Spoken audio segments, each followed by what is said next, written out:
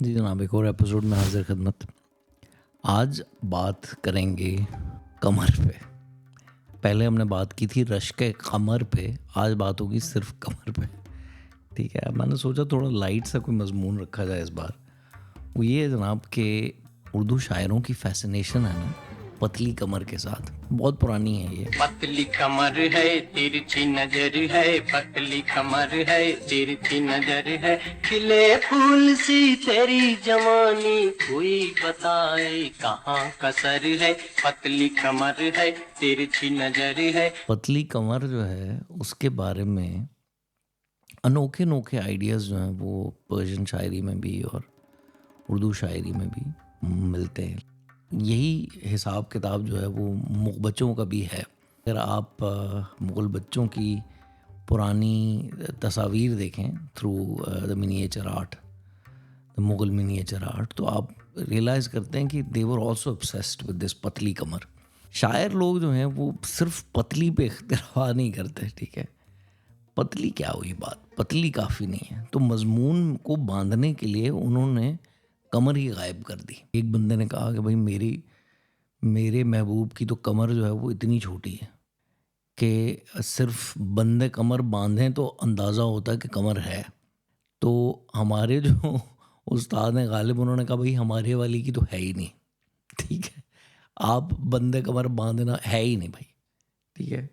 तो कहानी ख़त्म कर दी उन्होंने। इल्लतान आस्त, ये सादी का शेर है, कहते हैं इल्लतान आस्त के वक्ती सुखनी मी गूयात वर नमालूम नबूदी के दहानी दौरत, हुज्जतान अस्त के वक्ती खमरी मी बंदद वर मफहूम नगश्ती के मियानी दौरत। लेकिन आप चेक करें गालिब क्या कहते हैं। गालिब ने कहानी ख़त्म की, कहते हैं शाहिद हस्ती मुतलक की कमर है आलम, लोग कहते हैं कि है पर हमें मंजूर नहीं। लोग कहते हैं कि है पर हमें मंजूर नहीं, ठीक है। और यही वो जो है ना कमर नॉट फाउंड वाला सीन है। आखिर में बस यही है कि इसी से एसोसिएटेड जो हमारी गज़ल चल रही है ना, उसका एक बड़ा मज़े का शेर है, वो निकालते हैं ज़रा। है क्या जो कस के बांधिए मेरी बला डरे, क्या जानता नहीं हूँ तुम्हारी कमर को मैं। है क्या जो कस के बांधिए मेरी बला डरे, क्या जानता नहीं हूँ तुम्हारी कमर को मैं। बस इतनी सी बात थी। तो इस शेर की जो शरह है वो पूछते हैं बाबर भाई से। बड़ा महबूब मजमून रहा है कि जैसे कौन है जो या तंग न करना से नादा मुझे ऐसे, या चल के दिखा दे दहन ऐसा कमर ऐसी। जैसे कि एक शेर याद आ रहा है कि भाग गई कौन सी वो बात बुतों की वरना, ना कमर रखते हैं काफिर न दहन रखते हैं।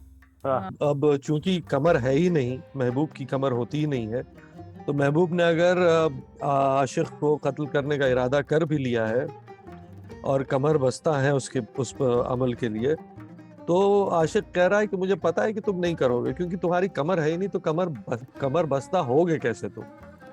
अच्छा, एक पहलू और देखिए जो कि गालिब के दूसरे अशार में भी है, और वो ये है कि जैसे इस शेर में जो कह रहे हैं कि क्या जानता नहीं हूँ तुम्हारी कमर को मैं, तो ये एक इंटीमेसी की तरफ भी इशारा है।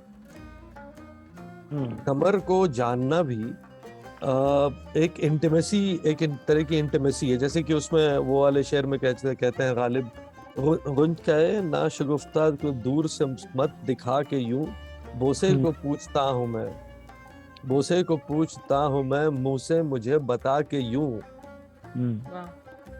तो यूं जो है वो भी बोसे की शक्ल बनती है यूं में।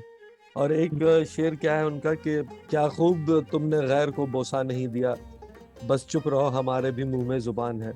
तो ये भी एक इंटीमेसी की जो सीरीज है, वो कमर को देखना जो है वो उसकी तरफ भी इशारा कर सकती है।